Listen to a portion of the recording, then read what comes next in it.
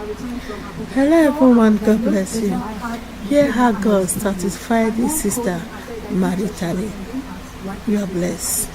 So at first I was reluctant, but later I joined. But along the line, I saw a whole lot of things. Even the wife of the so-called prophet was the one who told me 75% of negative things that I have been wondering. But when she told me those things, I was able to have my conclusion, and I said, this is not the right place for me, and I left. And the man came to me, he knelt down, he begged me. There was nothing he didn't do. He ended my marriage at the cost of this. It wasn't funny.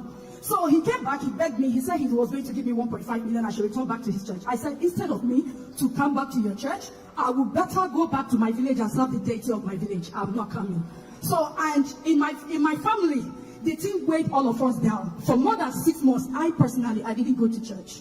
My siblings, they didn't go to church. Even up till now, some of them, they are still struggling with their faith. It wasn't something to be told of. It wasn't funny. But I thought at the end of the day that this was just, after the man asked me to come back, I told him my response. I thought it ended that way. I never knew that the devil had a bigger plan and surprise. At the end of the day, my aunt gave me the link to NSPPD. I said, please join this fire altar because you can't have this battle alone. This is a severe one. She was also part of that evil church, but left before myself. So I joined. I was praying every morning. God kept on revealing things for me. So it came one day. I had a dream. I woke up. I was supposed to pray, but the calls that were coming couldn't allow me to pray and cancel the dream. So at the end of the day, I just had my bait. I drove off to Imo. On my way, very close, immediately this College of Agriculture, right now is a polytechnic, Imo State Polytechnic. Immediately after that place, that was when the accident happened. But one thing I heard was, slow down. I was hitting 120 because I was just eager to head to get to school before 3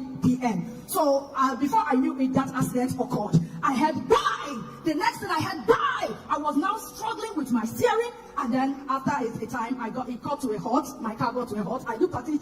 The car was not burning. So at the end of the day, it was the military checkpoint that came to rescue me. The army people who were there. Even my door could not open. They had to pull me out from the another side.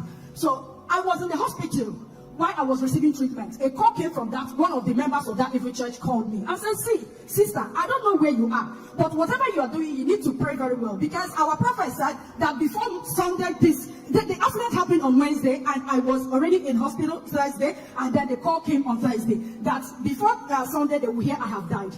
So at that moment I said, really? So it was then the dream I had then recalled to me. I said, okay. I told them there in the hospital, discharge me.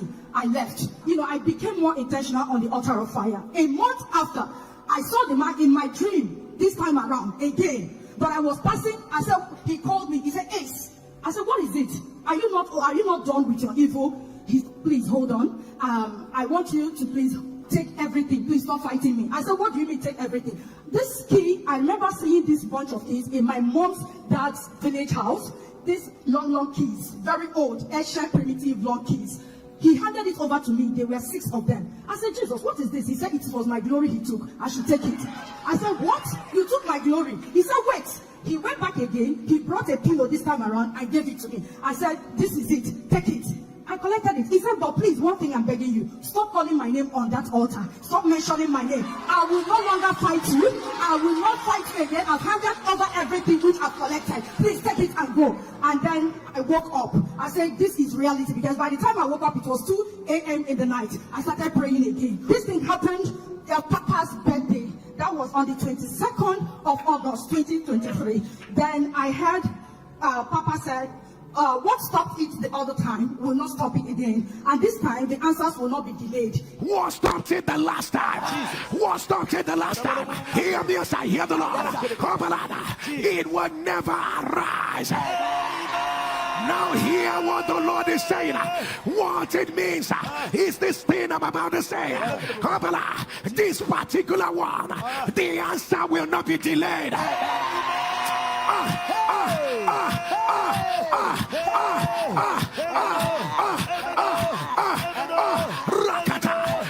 answer will not be delayed. So I started praying with it. Then on the night of 23rd of the same August, so while I was praying, I saw Papa. He came there, singled me out among 5 other ladies who were praying with me on the altar. I don't know them. It was just a dream. Papa started giving me a number. He said, take this number. My daughter, what are you still doing here? You are not supposed to be part of these people here. I said, but Papa, I have not received my evidence. He said he has sent it all. Okay, come, follow me. Come. he started calling a number.